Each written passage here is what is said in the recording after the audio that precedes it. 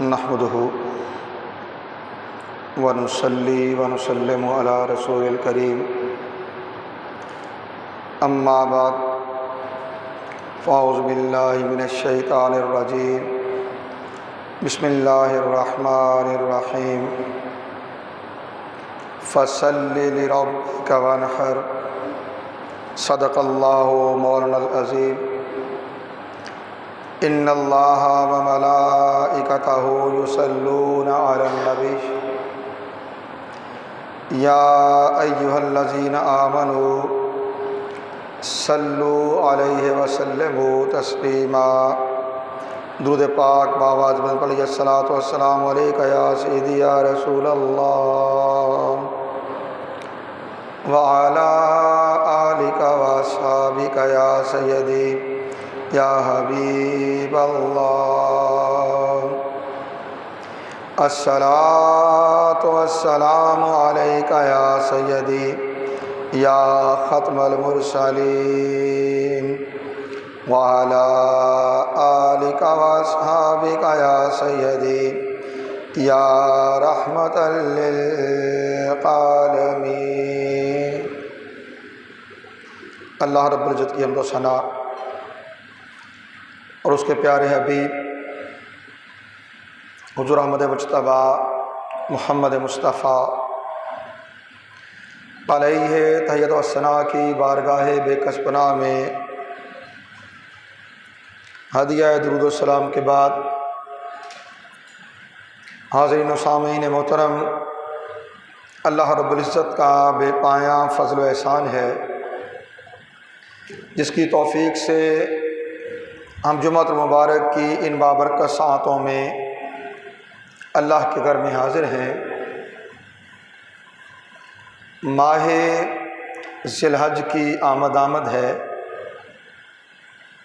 اور اس ماہ مقدس میں جہاں فرزندان توحید حج بیت اللہ کی سعادت حاصل کرتے ہیں، وہیں پورے عالم اسلام میں اللہ تعالیٰ جنہیں توفیق مرحمت فرماتا ہے، وہ رب تعالیٰ کی بارگاہ میں قربت چاہنے کے لیے قربانی کا اہتمام کرتے ہیں۔ آج کی گفتگو احادیث نبوی صلی اللہ علیہ وسلم کی روشنی میں قربانی کے فضائل اور مسائل پر ہے، اور اپنے وقت کی قید کو پیش نظر رکھتے ہوئے جو حدیث آپ کے گوش گزار کروں گا اسی کے ذیل میں جو مسائل قربانی کی نسبت بیان کیے گئے ہیں مختصراً وہ عرض کر دوں گا۔ عنوان گفتگو کے طور پہ قرآن حکیم کی سب سے چھوٹی سورت سورہ کوثر کی دوسری آیت کی تلاوت کا شرف حاصل کیا، جس میں اللہ رب العزت نے رسول کونین صلی اللہ علیہ وسلم کو براہ راست مخاطب کرتے ہوئے ارشاد فرمایا، فصل لربک، اے حبیب صلی اللہ علیہ وسلم آپ اپنے رب کے لیے نماز پڑھا کیجیے، وانحر اور قربانی کیا کیجیے، یعنی اپنے رب کے لیے نماز پڑھیں، اپنے رب کے لیے قربانی کریں۔ اب یہ جو رب کے لیے ہے اس کا بڑا سادہ معنی کیا ہے؟ اللہ کا قرب چاہنے کے لیے، اللہ کا قرب چاہنے کے لیے، اللہ کا قرب پانے کے لیے نماز پڑھا کیجیے اور قربانی کیا کیجیے۔ قربانی کیا ہے؟ مخصوص جانور کو مخصوص دن میں اللہ کا قرب چاہنے کے لیے قربان کرنا۔ مخصوص جانور مخصوص دن میں اس نیت سے قربان کرنا کہ اللہ کا قرب حاصل ہوگا، اسے قربانی کہتے ہیں۔ اسی طرح جس جانور کو قربان کیا جا رہا ہے اسے بھی اضحیہ اور قربانی کہا جاتا ہے۔ عام عرف میں کہا جاتا ہے قربانی لے لی ہے، مراد کیا ہے؟ قربانی کا جانور لے لیا ہے، تو یہ دونوں معنی قربانی کے لیے ہیں، ٹھیک ہے۔ اور یہ حضرت ابراہیم علیہ السلام کی وہ سنت ہے جسے رب تعالیٰ نے رسول کونین صلی اللہ علیہ وسلم کے لیے اور آپ کی امت کے لیے بھی جاری رکھا اور اس کا حکم فرمایا کہ قربانی کیجیے، قربانی کیجیے۔ اب یہ جاننا چاہیے قربانی کے مخصوص ایام 10 ذی الحج، 11 ذی الحج، 12 ذی الحج، یہ 3 دن قربانی کے ہیں۔ نماز عید کی ادائیگی کے بعد، نماز عید کی ادائیگی کے بعد 10 ذی الحج، 11 ذی الحج، 12 ذی الحج اور دن کے اوقات، ان میں قربانی کا حکم دیا گیا ہے۔ اس کے بعد ہے مخصوص جانور، تو مخصوص جانوروں میں بکری، چھترا، دمبا، مینڈا ایک ہی نسل ہے۔ اسی طرح گائے، بھینس، اونٹ، یہ وہ جانور ہے یا کٹا، کیونکہ اس کا تعلق بھی اسی فیملی سے ہے، ٹھیک۔ اس طرح ویڑا، تو ان جانوروں کی قربانی دی جا سکتی ہے۔ پھر اس کے بعد یہ جاننا چاہیے کہ اللہ تعالیٰ کے نزدیک یوم النحر یعنی 10ویں ذی الحج میں کون سا عمل سب سے زیادہ پیارا اور سب سے زیادہ محبوب ہے۔ حضرت ابو داؤد، امام ترمذی اور امام ابن ماجہ حضرت ام المومنین عائشہ صدیقہ رضی اللہ تعالیٰ عنہ سے روایت کرتے ہیں کہ رسول کونین صلی اللہ علیہ وسلم نے ارشاد فرمایا، یوم النحر یعنی 10ویں ذی الحج میں ابن آدم کا کوئی عمل اللہ تعالیٰ کے نزدیک قربانی کے جانور کا خون بہانے سے پیارا نہیں ہے، اور وہ جانور جس کی قربانی کی جا رہی ہے وہ قیامت کے دن اپنے سینگ اور بال اور کھروں کے ساتھ آئے گا، اور قربانی کا خون زمین پر گرنے سے پہلے اللہ تعالیٰ کے نزدیک مقبولیت کے لیے پہنچ جاتا ہے، لہذا اس کو خوش دلی سے کیا کرو، اس کو خوش دلی سے، بوجھ سمجھ کر نہیں، خوشی سے کیا کرو۔ اب قربانی کرتی کیا ہے؟ امام طبرانی روایت کرتے ہیں، جس سے حضرت امام حسن بن علی رضی اللہ تعالیٰ نے روایت کیا کہ رسول کریم صلی اللہ علیہ وسلم نے فرمایا، جس نے خوش دلی سے طالب ثواب ہو کر قربانی کی، وہ آتش جہنم کے لیے حجاب یعنی روک بن جائے گی۔ آتش جہنم کی آگ کے لیے حجاب، پردہ یعنی روک بن جائے گی۔ کیا چیز؟ وہ قربانی جو خوش دلی سے کی گئی۔ اور پھر یہ بھی ذہن میں رہے کہ رسول کونین صلی اللہ علیہ وسلم نے ارشاد فرمایا، کہ جو روپیہ عید کے دن قربانی میں خرچ کیا گیا اس سے زیادہ کوئی روپیہ پیارا نہیں ہے۔ اور اس روایت کو بھی امام طبرانی نے حضرت عبداللہ ابن عباس سے روایت کیا ہے، اور امام ابن ماجہ وہ راوی ہیں، اور یہ وعید ہے اس شخص کے لیے جس کے پاس وسائل ہیں اور عید کے ان ایام میں، قربانی کے ایام میں وہ صاحب نصاب بھی ہے، پھر بھی وہ قربانی نہیں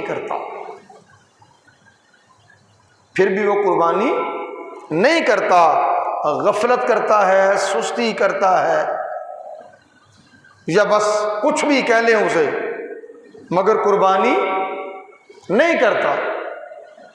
اللہ کے نبی صلی اللہ علیہ وآلہ وسلم نے فرمایا جس میں وسعت ہو، طاقت ہو، جس کے پاس وسائل ہو اور وہ قربانی نہ کرے، وہ ہماری عیدگاہ کے قریب نہ آئے۔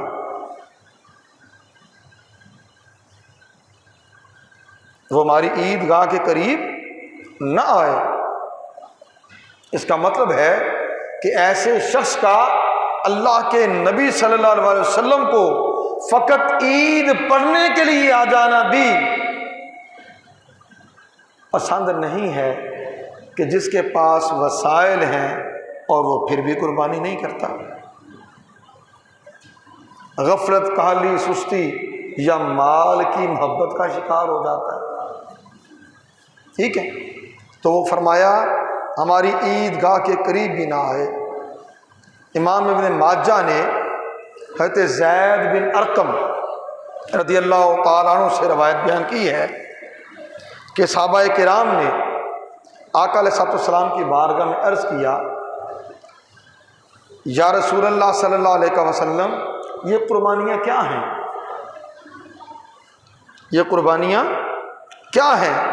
تو اللہ کے نبی صلی اللہ علیہ وسلم فرمایا تمہارے باپ حضرت ابراہیم علیہ السلام کی سنت ہے۔ تمہارے باپ ابراہیم علیہ السلام کی سنت۔ لوگوں نے عرض کیا یا رسول اللہ صلی اللہ علیہ وسلم، اس میں ہمارے لیے کیا ثواب ہے؟ قربانی کرتے ہیں تو اجر و ثواب کیا ملے گا؟ اللہ کے نبی صلی اللہ علیہ وسلم نے ارشاد فرمایا ہر بال کے مقابل نیکی ہے، ہر بال کے مقابل نیکی ہے۔ عرض کی اون کا کیا حکم ہے؟ یعنی اگر کسی نے کوئی چھترا وغیرہ کیا ہے، اون کا کیا حکم ہے؟ اللہ کے نبی نے فرمایا ان کے ہر کے بال کے بدلے بھی نیکی ہے۔ یعنی جو جانور آپ ذبح کر رہے ہیں اس کے بدن پر جتنے بال ہیں انہیں شمار کر لیں، جس قدر اس کے بدن پر بال ہیں اتنی نیکیاں قربانی کرنے والے کے نامہ اعمال میں لکھ دی جاتی ہیں۔ اب اگلی بات جاننے کی ہے کہ عید الاضحیٰ اس دن کرنے کا کام کیا ہے؟ میں نے شروع میں عرض کیا حدیث نبوی، ان کی روشنی میں ہم جانیں گے۔ تو اللہ کے نبی صلی اللہ علیہ وآلہ وسلم نے ارشاد فرمایا، اور یہ حدیث بخاری کی ہے جسے امام بخاری نے صحیح بخاری میں روایت کیا، اور راوی ہیں حضرت براء بن عازب رضی اللہ تعالی عنہ۔ وہ کہتے ہیں کہ رسول کریم صلی اللہ علیہ وآلہ وسلم نے ارشاد فرمایا سب سے پہلے جو کام آج ہم کریں گے، سب سے پہلے جو کام آج ہم کریں گے وہ یہ ہے کہ نماز پڑھیں۔ کیا کریں؟ نماز پڑھیں، پھر اس کے بعد قربانی کریں۔ نماز پڑھیں اس کے بعد قربانی کریں، اور پھر فرمایا جس نے ایسا کیا اس نے ہماری سنت کو پا لیا، اور جس نے پہلے ذبح کر لیا یعنی نماز عید کی ادائیگی سے پہلے جانور ذبح کر لیا، فرمایا وہ گوشت ہے، قربانی نہیں ہے، وہ گوشت ہے جو اس نے پہلے سے اپنے گھر والوں کے لیے تیار کر لیا، قربانی سے اس کا کچھ بھی تعلق نہیں ہے۔ حضرت ابو بردہ رضی اللہ تعالیٰ عنہ رسول کونین صلی اللہ علیہ وسلم کا یہ فرمان سن کر کھڑے ہو گئے، عرض کیا یا رسول اللہ صلی اللہ علیہ وسلم، میں تو قربانی پہلے کر چکا ہوں، اور اس خیال سے کہ میرے پڑوس کے لوگ غریب ہیں، سو میں نے چاہا کہ میں ان کو بھی گوشت دے دوں، وہ بھی عید کے دن صبح صبح گوشت کھائیں، اس لیے کر دیا۔ فرمایا ٹھیک ہے، وہ تمہارا گوشت ہے تو انہوں نے کر لیا، ٹھیک ہے، مگر اگلی بات قربانی وہ نہیں ہے۔ عرض کیا یا رسول اللہ صلی اللہ علیہ وسلم، میرے پاس 6 ماہ کا بکری کا بچہ ہے، کیا میں اس کی قربانی کر لوں؟ اللہ کے نبی صلی اللہ علیہ وسلم فرمایا کہ ہاں تم اس کی قربانی کر لو، مگر تمہارے بعد والوں کے لیے یہ نہیں ہے۔ اللہ کے نبی کا حکم شرعی اسے اجازت دے دی، بعد والوں کے لیے منع فرما دیا۔ اور ایسی ہی حدیث امام احمد نے حضرت براء بن عازب سے روایت کی ہے۔ اب اگلی بات یہ ہے، جانور کیسا ہونا چاہیے، قربانی کا جانور کیسا ہونا چاہیے؟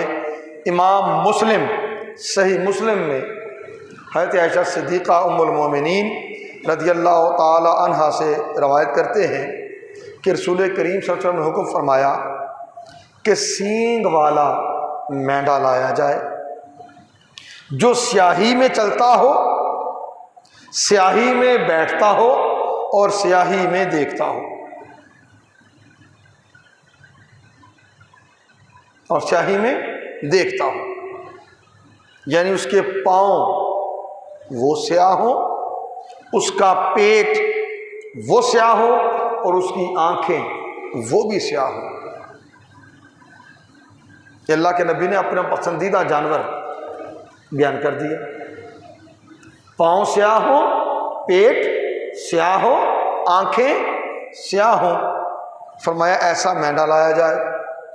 حضور کی بارگاہ میں حاضر کیا گیا تو حضور نے صلی اللہ علیہ وسلم نے فرمایا عائشہ چھری لاؤ، پھر فرمایا اسے پتھر پر تیز کر لو، پھر اللہ کے نبی صلی اللہ علیہ وسلم نے چھری لی، مینڈے کو لٹایا، اس کے پہلو پر اپنا پاؤں رکھا اور اسے ذبح کیا، اسے ذبح کیا۔ اب ذبح کرتے ہوئے اگلی دوسری حدیث کا حصہ یہاں دے رہا ہوں، ذبح کرنے لگے ہیں تو بسم اللہ اللہ اکبر، ٹھیک، ذبح کر لیا، اللہ کے نبی صلی اللہ علیہ وسلم نے دعا کی بسم اللہ اللہم تقبل من محمد و آل محمد و من امت محمد، اے اللہ اسے مجھ محمد کی طرف سے، محمد صلی اللہ علیہ وسلم کی آل کی طرف سے اور محمد صلی اللہ علیہ وسلم کی امت کی طرف سے اپنی بارگاہ میں قبول فرما۔ اللہ کے نبی نے اس طرح یہ قربانی فرمائی۔ اور دوسری روایت ہے جسے امام احمد نے، امام ابو داؤد نے، امام ابن ماجہ نے، امام دارمی نے حضرت جابر بن عبداللہ انصاری رضی اللہ تعالیٰ عنہ ان سے روایت کیا کہ نبی کریم صلی اللہ علیہ وسلم نے ذبح کے دن 2 مینڈے سینگ والے چتکبرے خصی کیے ہوئے ذبح کیے۔ چتکبرے سفید اور کالے، 2 رنگوں کا چتکبرے، ٹھیک ہے، جب براؤن اور سفید وہ چتکبرا جانور کہلاتا ہے، ٹھیک ہے، خصی کیے ہوئے آقا علیہ السلام نے ذبح کیے۔ جب ان کا منہ قبلہ کو کیا تو اللہ کے نبی صلی اللہ علیہ وسلم نے پڑھا انی وجہت وجہی للذی فطر السماوات والارض حنیفا وما انا من المشرکین، ان صلاتی و نسکی و محیایا و مماتی للہ رب العالمین لا شریک لہ و بذالک امرت وانا من المسلمین اللہم لک و منک بسم اللہ اللہ اکبر۔ یہ ذبح کرنے کے لیے اللہ کے نبی نے دعا فرمائی، اور مقصد کیا ہے؟ بسم اللہ اللہ اکبر، یہ پڑھ کے قربانی کر لی جائے، ٹھیک ہے۔ اور اس میں بھی دیکھنا چاہیے اللہ کے نبی صلی اللہ علیہ وآلہ وسلم نے قربانی کی، قربانی کرنے کے ساتھ جو کلمات کی عرض کی ہے وہ کیا ہے؟ اے اللہ یہ میری طرف سے ہے اور میری امت کی طرف سے ہے۔ کون سی امت؟ جس نے قربانی نہیں کی۔ اے اللہ یہ میری طرف سے ہے اور میری امت کی طرف سے ہے جس نے قربانی نہیں کی، ٹھیک ہے۔ اب ایک بات صرف اور عرض کر کے بات کو اختتام پہ لے جاؤں گا، دو چیزیں۔ حضرت علی المرتضیٰ رضی اللہ تعالی عنہ کو رسول کونین صلی اللہ علیہ وسلم نے وصیت فرمائی، صحابہ نے ان کو 2 مینڈے قربانی کرتے ہوئے دیکھا تو پوچھا آپ ایسا کیوں کرتے ہیں؟ فرمایا مجھے رسول کریم صلی اللہ علیہ وسلم نے وصیت فرمائی کہ میں حضور صلی اللہ علیہ وسلم کی طرف سے بھی قربانی کیا کروں، لہذا ایک قربانی میں اپنی طرف سے کرتا ہوں، ایک اللہ کے نبی کی طرف سے۔ آخری بات، امام ابو داؤد اور امام نسائی نے سنن نسائی سنن ابی داؤد میں روایت کیا، حضرت عبداللہ ابن عمر رضی اللہ تعالیٰ عنہ وہ راوی ہیں کہ رسول کریم صلی اللہ علیہ وآلہ وسلم نے ارشاد فرمایا، مجھے یوم اضحیٰ کا حکم دیا گیا، یعنی قربانی والے دن کا حکم دیا گیا، اس دن کو خدا نے اس امت کے لیے یعنی امت محمدی کے لیے عید بنایا۔ ایک شخص نے عرض کیا یا رسول اللہ صلی اللہ علیہ وسلم فرمائیے اگر میرے پاس منیہا کا کے سوا کوئی جانور نہ ہو تو کیا میں اس کی قربانی کر لوں؟ منیہا کہتے ہیں اس جانور کو جو کسی نے کسی کو ادھار دیا ہوا ہے کہ وہ اس کا دودھ پیا کرے اور پھر واپس کر دے۔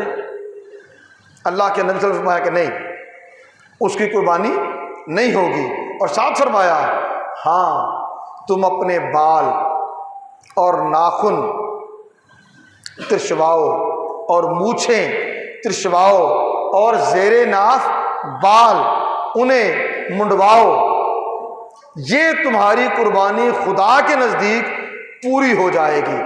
یعنی جس کو قربانی کی توفیق نہ ہو اسے ان چیزوں کے کرنے سے قربانی کا ثواب حاصل ہو جائے گا۔